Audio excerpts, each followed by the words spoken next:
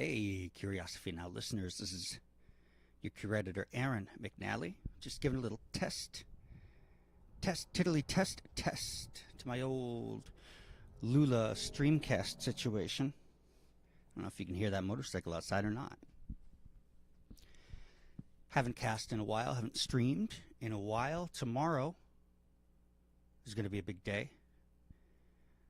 Friday is my birthday, so tomorrow night at about 9 p.m. Central Standard Time, I'm going to be reading from a long poem that I wrote in 2016, 2017 called The Prelude. I think you'll like it, maybe. It's long. It's like 44 pages long. Don't generally indulge in reading that sort of thing, but since it's going to be my birthday, I'm going to go ahead and go out of my way to have a little fun. The nice thing about it is it goes through sections and it kind of transitions and it grows and it blooms into all sorts of different ideas and topics and even styles to some extent. It deals with some political stuff, some human stuff, some relationship stuff, some joy stuff, some poetic stuff, some philosophy, the whole nine. You wouldn't expect any less from me, would you? I didn't think so. So, I guess I'd just check in, give you a little status update on the old McNally. I've been on vacation this week. Every April I take this week off. Not necessarily because I feel special that it's my birthday, but I'm just a very contemplative, reflective, solitary person, and I like to take time to sort of, meditate and, enjoy life, kind of sink deep into the farther thoughts, the things that I don't quite have time to sink into during an ordinary week. Even with a 2-day weekend, it's not enough time to really slow down and get into that space I want to be in. And today, Wednesday, I finally got into that pocket. So I've been off since, Friday at 4:30 p.m.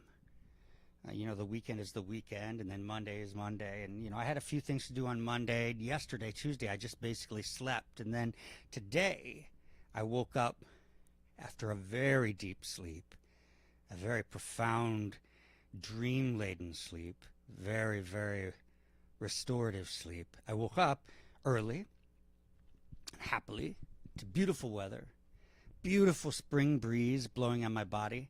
I sleep right by the window. It's just lovely. I'm actually at window level, so the air just comes, and I'm on the second floor, so the air just comes right past me. It's just wonderful, just wonderful.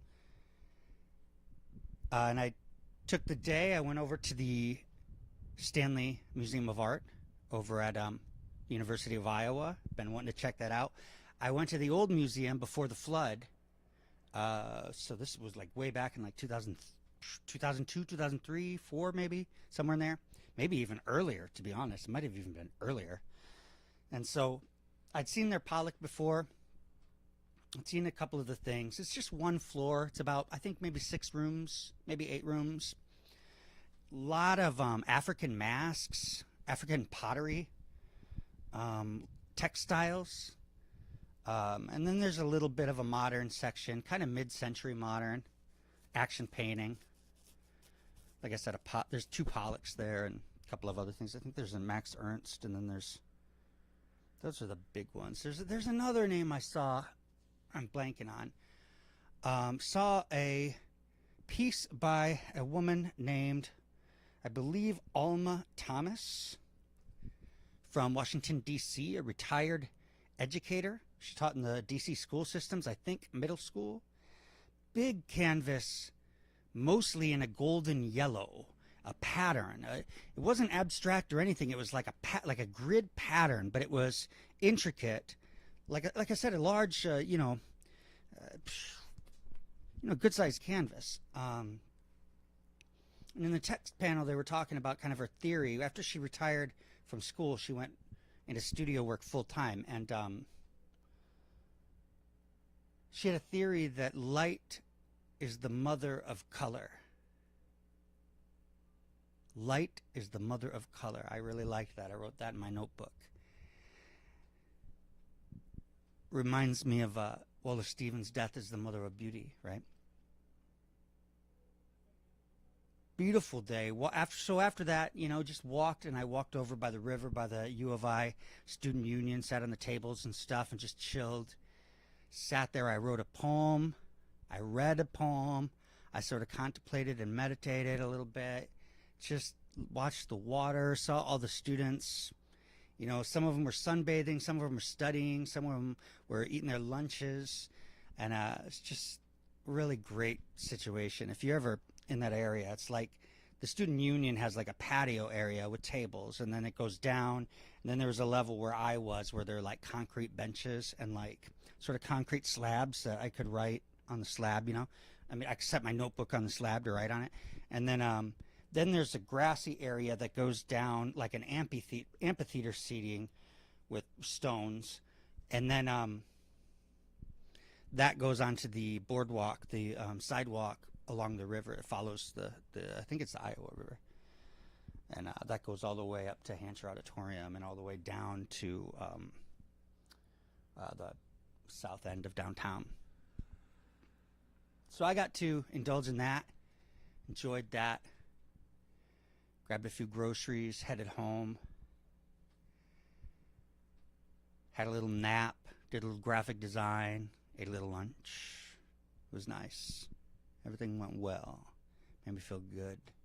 Kind of my favorite type of day. Going to be moving in about a month. Going to be moving. Super stoked about it. My new housemate is really cool. She's in my sangha. We meditate together. Very compassionate, understanding person. Going to be a very healthy lifestyle. Yeah. So all I wanted to do was, like I said, test this tonight. Seems to be working. I'll go ahead and cut it out and see whether it uploads okay. But like I said, 9 p.m. Central Standard Time, Thursday, April 13th, going to be jumping on here to read that long poem, The Prelude. Oh, hell, why don't I read a poem while I'm on here right now? What do you think about that? Let me pull something up for you. Let me see what I got for you. Oh, I think I have an old sonnet. If you want to hear a unpublished sonnet,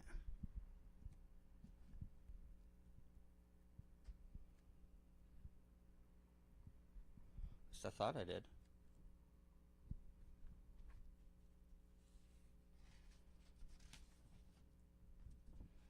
This is really exciting television, isn't it? Watching me flip through this notebook, try to find something.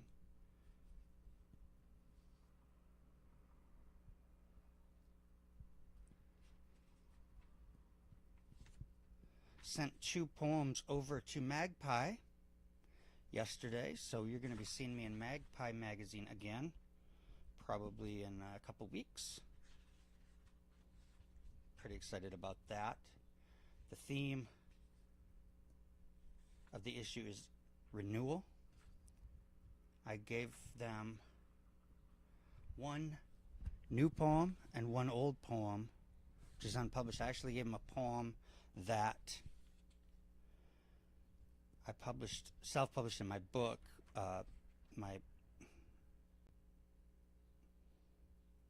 It's not like a book that came out. It's a book that was just for me. It was a vanity book that I had written when I lived in Milwaukee. So it was like a long time ago, 2006 or something. All right, everybody, I found the sonnet. Not promising this is good. This is something I wrote along the river, and I was thinking about it today since I was down there. Untitled as of yet. He found the notebook underneath a book. He hadn't looked for it, it just appeared.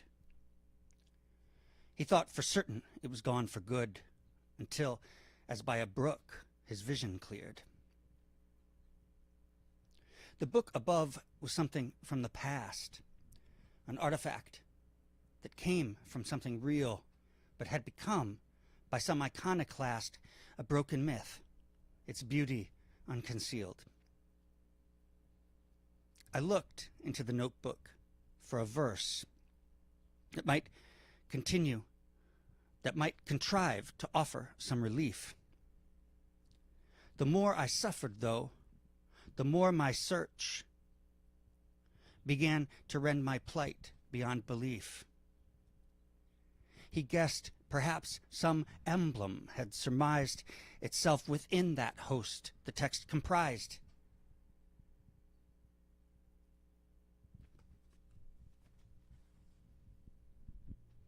Bit curious, huh?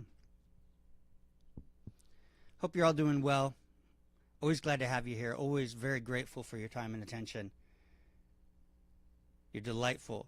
Let me know anything you'd like to see or hear or read, Curiosity Now or elsewhere. Hit me in the comments. Click like and consider subscribing if you'd like, if you're into my stuff. Otherwise, thanks so much.